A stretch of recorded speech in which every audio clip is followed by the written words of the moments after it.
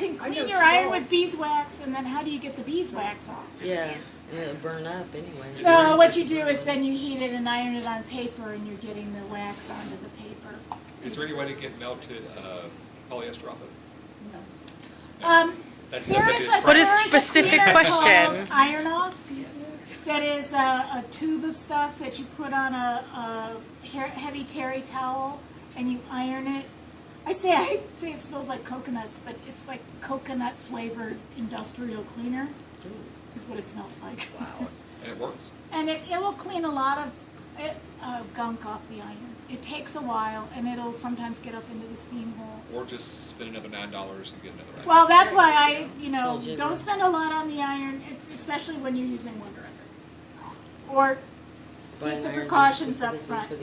So what's also really fun about fabric is that, there's a right side and a wrong side, or is there? Right? I mean, this is true in quilting. Which side do you prefer? That's the side that or you can have coordinating fabrics in one piece. But for our purposes, this is going to be the wrong side. I've ironed it so the wrinkles are out of it. And I'm going to see how, this is the Mesa paper. You can pass a piece around so people can feel it. This is really cheap printmaking paper. But it's strong. Let's see. Yeah, this print. Oh, okay. Just beautifully. Okay. This is almost like the, is it the paper that you do the calligraphy on? It's Could kind be. of like that. It's a cotton paper. Yeah. You can use thin mulberry paper too. It just needs to be strong. Yeah. That's all. And not too thick, because you don't want it to crack. And Jerry's Artorama does have it. And I'm going to get some Mesa paper. I have it on order. That's what I ran down to see if it came in yet. Okay. I'll let you know if it comes tomorrow. Are you working? Okay. Well, that's still. Okay. So the glue side is the side that has that piece of paper on it. That's wrapped in it. Separate? Yes. This is nothing. This But is that's just the glue side. no. No, you'll feel it. It's Glue like side is tacky. down. Tacky. You can come feel that. Blue side has a Texture. detail. Yeah. Oh, Actually feels oh, like I see textured it. paper. I see it. Okay. Okay. And it comes on a bolt like this. They actually now have rolls that you can buy that are pre-cut. It's a little more expensive, but apparently it was 50% off during the Notion sale. These instructions I don't follow. They're, the thing to remember is that you never use steam when you're ironing the paper side of this. So when you're ironing this onto your fabric, what I'm going to do is cut it such that, right now, where did my scissors go?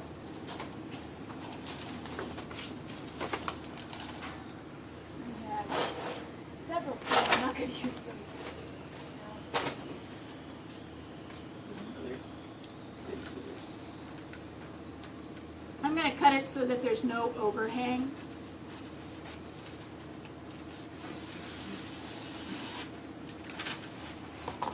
Okay, because I don't want to get it on the board.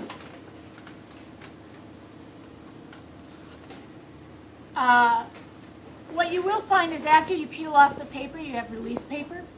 You may have a little bit of crumbles that you have to rub off.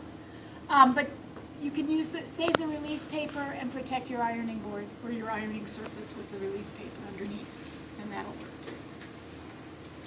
So with a dry iron, I'm just going to iron the Wonder Under to the back side of the fabric. And the lady at Hancock said this was the greatest thing in the world because you can put two fabrics together. You can fuse fabrics together to make them two-sided. A lot of people. Well, I don't know why you need to do that. But Is that the application that they use it for? She was really excited about it. Well, my grandmother uses it like when quilting. You can like fuse them and then like quilt. So you can like Yep. cut pieces out and then use the Wonder Under and then Applicate. make little We'll be applique learning that pieces. in the other class. Fused applicate. She makes like chickens Yeah. and stuff. So you can now, I mean, when you have, the purpose that this is used for in quilting and sewing is that I can now turn it over and cut out elaborate shapes, peel off the paper and glue it down, and then stitch around it, okay? Without pinning it. All right, now, this has some wrinkles on it, it looks like, but... Or without piecing, you can just applicate. Yeah, yeah. Okay. So you let it cool a little bit. And then, well, a thing to notice is that I'm not ironing the Wonder Under, I'm heating it. So you don't need to press really hard. You don't really want to move it back and forth really fast. It's really just sort of shifting it to melt the glue. And then, depending on how good a piece of Wonder Under you have, the paper, yeah, sometimes it doesn't want to cooperate. I once got an entire bolt of bad Wonder Under, so it just peeled off in little 1-inch bits. It was not nice. I thought it was me. Yeah, no, there are some that are bad. With those, however, if you let them sit overnight, they'll peel perfectly the next day. They just are not good while they're still hot. And it has to do with how they were stored, if they got heated up in the Yeah, storage. You can buy a whole big bulge and just keep getting more. Yeah, because the paper, yeah, if you use steam on the paper side, then you will be peeling it off in 1-inch increments. That's part of the reason why I say always dry on the paper side. But the other thing is it works it, so it's not flat.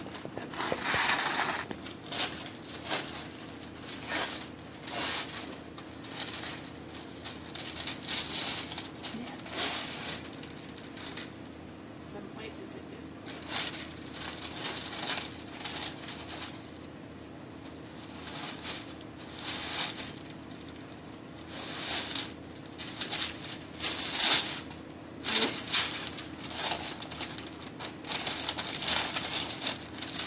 Usually it peels off really cleanly, but it's okay for it to be bad in the demo. But when it peels off cleanly, you can save the sheet to use as release paper. And I use this, seriously, by the bolt, because I Wonder Under my quilts to do before stitching. It's just easier. But part of it is because this is still warm. If it cooled down a little bit more, it'd be a lot more easy to peel that off. Okay. Don't let this touch your iron. That's the glue. So I'm then going to lay down my paper.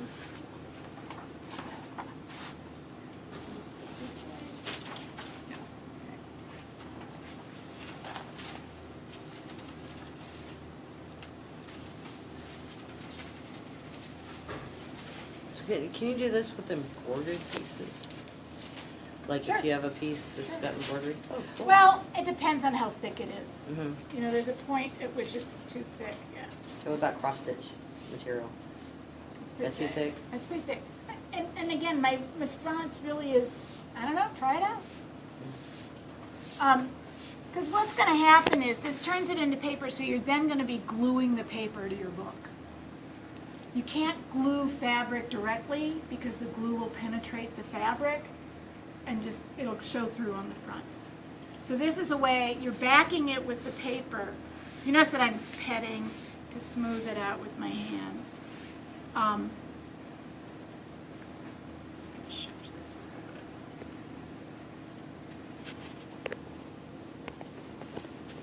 I'm actually just going to leave a little white showing. So when you're using it for a fabric application, you wouldn't use the paper. No. Well, I'm not quite sure what you mean. Like making a quilt. You would Yeah, no, there's no reason for you to use this. You'd apply it to Yeah, fabric. Right. Fabric has its own purpose. We are now pretending the fabric is, we're turning the fabric into paper. Actually, fabric has always been used in books. What I'm going to do, though, ideally this now could have steam in it. And so I'm going to go ahead and put that water back in that I took out.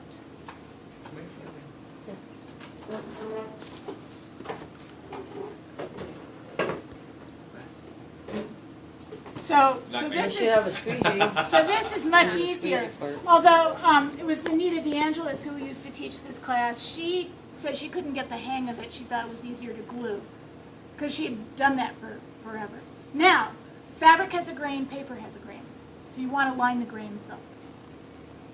So before I iron this down, I really want, well, maybe I did already iron it. Now, all right, so we're going to leave it where it is. I just noticed it's not completely lined up. And I should have paid more attention to that. Okay. But I like to iron from the middle out. You hear the steam?